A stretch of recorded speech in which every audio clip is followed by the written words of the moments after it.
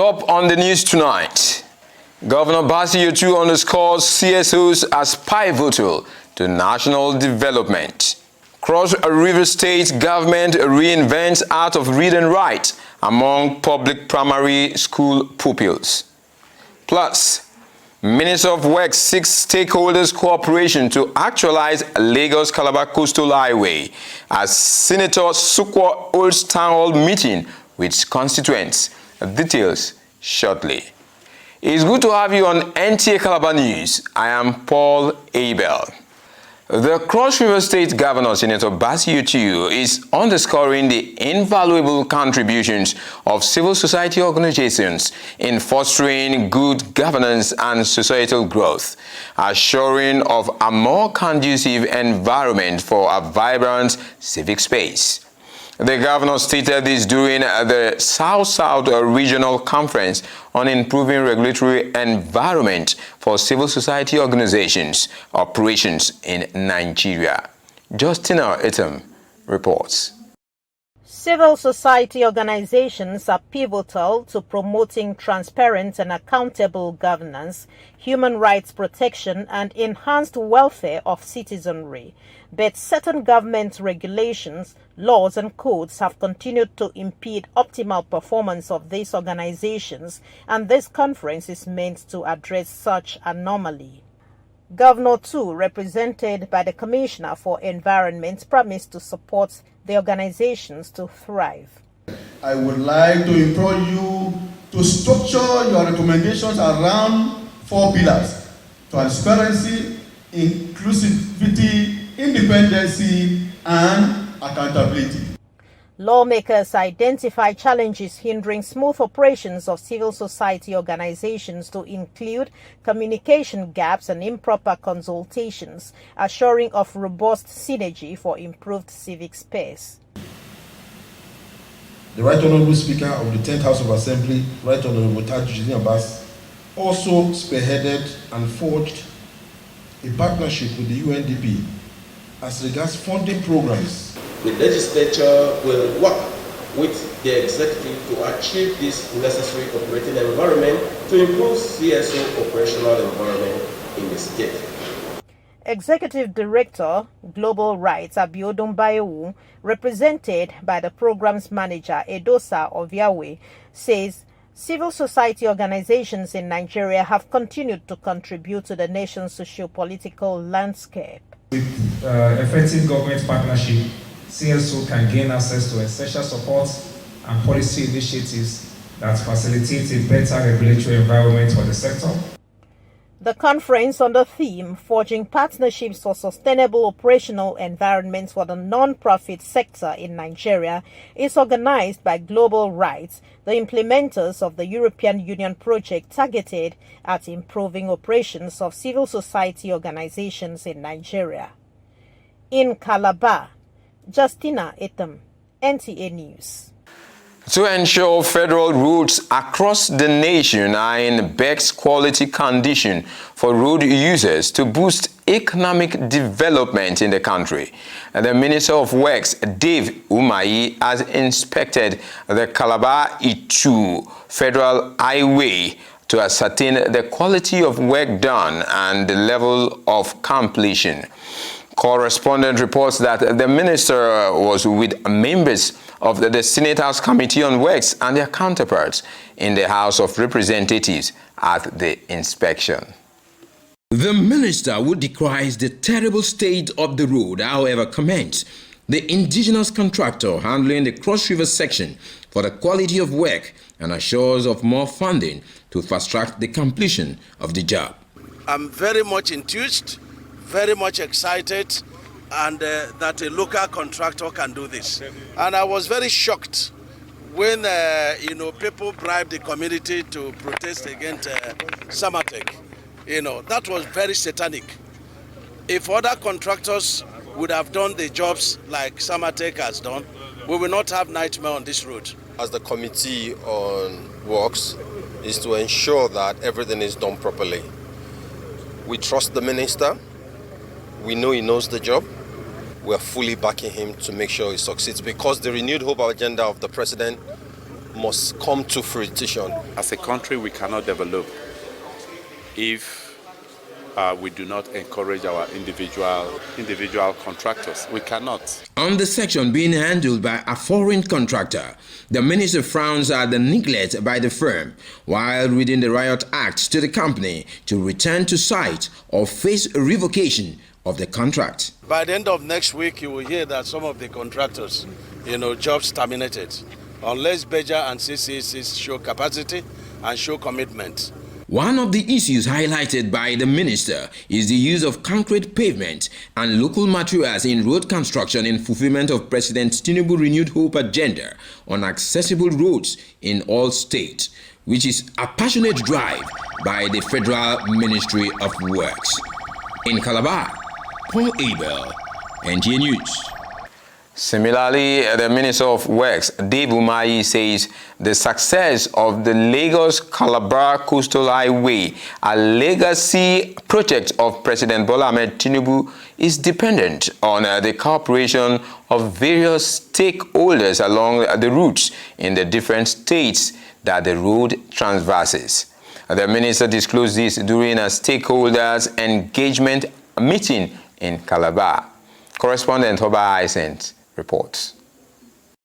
The Minister of Works explained the design and routes of the project, as well as the need for stakeholders to support the initiative of President Bola Tinubu in reducing the infrastructural gap in the country to ease the sufferings of the people in travel times and loss of man-hour due to bad roads. The Section 3 that the President directed that we should start Section 3, which is partly 27 kilometers in Akwa Ibom and 38 kilometers in Cross River State. And so, after this stakeholders engagement, we get the design and we start the procurement. And we will not allow construction to start only from Akwa Ibom with the heavy weight of the Senate President. We will ensure that construction will start in 3 sections. 2 sections in Cross River and 1 section in Akwa Ibom. Governor Basiotu, represented by his deputy Peter Ode, launched the president initiative and promised to support to actualize the project. And we want to assure you that Cross River State will be the first to give you maximum cooperation in all ramifications. The Commissioner for Work and his team are hereby directed to work with your team. Members of the Senate Committee on Works and their counterparts in the House of Representatives highlight the importance of the engagement. That the government actually cares about infrastructure development. And we know that an economy can grow if you have connectivity between zones and states whereby goods and services can move. Our job in Parliament is simple: to appropriate funds for this project. Not only to appropriate funds, but also to carry out an oversight function to make sure all the monies are properly spent. Stakeholders made various submissions, which the minister noted will be addressed. The proper channel that both our mama and papa have spoken about starts from Ojumbani here, through Okomita, it connects towards Iwuru, and gets to a portion that is so bad. I beg you, sir. I beg you with the people of Cross River State. I beg you, please. Just do this for us in Cross River State. Income Wula Obulu Road. That road is a nightmare. You didn't read out all the sections that will be captured, but please, if it is not captured, please capture that road for us. While the Cross River section of the road is set to commence in August 2024, the minister revealed that the Lagos-Calabar Coastal Highway, Sokoto Badagry Road, Enugu-Abuja Trans-Sahara Road are all President Bola Tinubu legacy projects which require the support of all stakeholders. In Calabar, Oba Hyacinth, Nta News. We'll pause here for a commercial timeout. Don't forget, this newscast can be watched on various platforms of our social media, including X, Facebook, and YouTube. The news will be back shortly. Stay with us.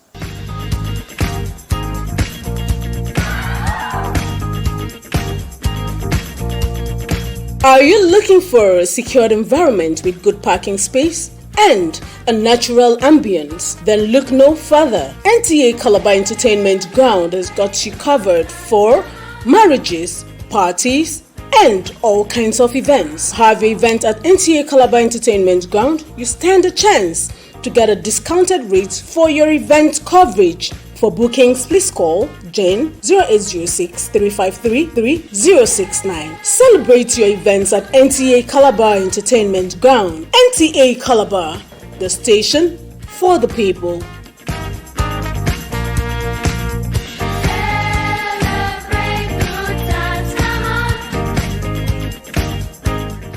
It's good to have you back on the news. We begin the second segment of our news with the political class reaching out to its constituents. Senator Asokwo Ekpenyong, representing Cross River South Senatorial District, is promising to do more for his people after presenting a scorecard and having an interactive session with his constituents. This was at a town hall meeting across the zone in commemoration of his first anniversary after being sworn in as a senator of the Federal Republic of Nigeria. Correspondent can place the report. Lawmaking, representation and oversight are three cardinal functions of lawmakers, and Senator Asokwo Ekpenyong is poised, turning promises to action, which are visible in this town hall meeting held strategically in three local government areas of Biase, Akankpa 1 and Calabar South out of the 7 local government areas that make up the senatorial district in this first phase of the town hall meetings. In his scorecard, Senator Ekpenyong itemizes pillars of his service, including healthcare and medical outreach, education and scholarship, infrastructure development in construction and rehabilitation of roads, solar light project, as well as empowerment through employment opportunities and provision of grants. In the area of lawmaking, 6 bills have been proposed, while 4 motions moved on the floor of the Senate. Carry out our functions diligently and always in remembrance of the promises we made to the people. The one day focus when it comes to the law making area, we've been able to push 6 bills that are impactful, bills that will touch the lives of our people. The people commend the senator for his commitment and interventions and highlight some challenges to include deplorable internal roads to evacuate farm produce, unavailability of potable drinking water, renovation of schools, erosion menace and control, as well as electricity supply. He has done for us and for me as a person, he has done commendably well for this 1 year. One of our sons working at NDDC. We appreciate as a beneficiary and someone who have a direct contact with the senator. When people meet me and discuss with the senator, most of the plight I used to listen to that. I, as a woman standing before you now, am one of the beneficiaries of Senator Asokwo Ekpenyong. But I want to make an appeal too, that light should get to my community too. The performance 1 year give birth to something else. Everybody here can compress. So I believe there should be a street light in that place, in my ward. The constituency is person with disability. He has not touched persons with disability. I have made several attempts during his empowerment program. I have sent him. The senator who announced more packages for women responds. The president of this country, His Excellency Bola Ahmed Tinubu, that we will address the issues from the federal level that we can. The state governor, I'm sure, is on top of a lot of issues. He's already doing a lot in terms of development. What we are doing is to compensate and assist from the federal level on those things that the states are also doing. Senator Asokwo Ekpenyong continues in the town hall meetings with the remaining local government areas. With regular interface by the senator representing Cross River South Senatorial District, it assures the people of his interest and willingness to meet their representative need. In Calabar, Paul Abel, NTA News. in fulfilling its education vision of providing qualitative education and generation of skilled manpower in science and technology for socio-economic development. The Cross River State government is building on proper educational foundation. This it is doing through the Read and Write program to ensure every child in the state who graduates from a lower basic education level in public primary schools is able to read and write. Correspondent reports that the state final of the 2024 Read and Write campaign competition took place at Ugep, Yaka local government area of Cross River State. The report. The foundation of quality education is at the nursery and primary level, and inculcating the ability to reading and writing among pupils at that level to a large extent will reflect on the final output at the tertiary level. It is against this backdrop that the Cross River State Ministry of Education launched the Read and Write campaign in 2008-2009 academic year to bridge the gap of the inability of pupils to read and write in public schools. This year's Read and Write campaign and competition have the theme "Confidence Boosts Children Morals," as Commissioner for Education represented, and others emphasized on ways to sustain the program for the benefit of the children and the nation. We all know the nexus between reading, writing, and cognitive development of any learner. Parents and guiders are advised to encourage their works to read and write at home instead of spending quality time on telephones and social media. I say, may the good God bless them. And my prayer as a parent unto them that the sky is their limit. The traditional stool and other stakeholders commend Quality Assurance, Ministry of Education, for reinventing the read and write culture among pupils, which was fast eroding. For primary 4 children to be reading like this, I'm very happy. I want to say thank you to the governor of Cross River State. We are going to ensure that we monitor our teachers. Everything hangs on your ability to read and write. 9 primary 4 pupils who qualified from their schools, local government areas, and representing the 3 senatorial zones in the state are participating at this final. Here, they are assessed on essay writing and reading skills based on pronunciation, punctuation, fluency, and comportment. Basi, the eldest child of his parents, has been brought up in a strict manner. His parents discouraged him from taking anything that is not belongs to him. He was also brought up not to accept gifts from strangers. One day, as Basi was going to school in the morning, he hit his toe against something on the ground. At the end of the keenly contested final, Prince Charles Uzogo of Government Primary School, Nta Calabar, emerged overall best and claimed the first position, followed by Ruth Michael and Fruitful Onen.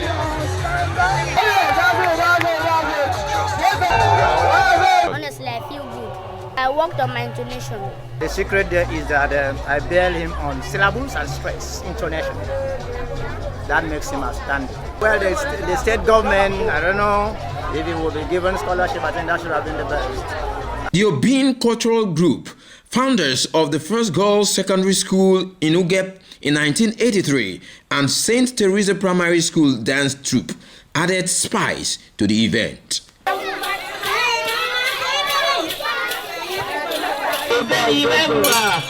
Yes, someone can very well.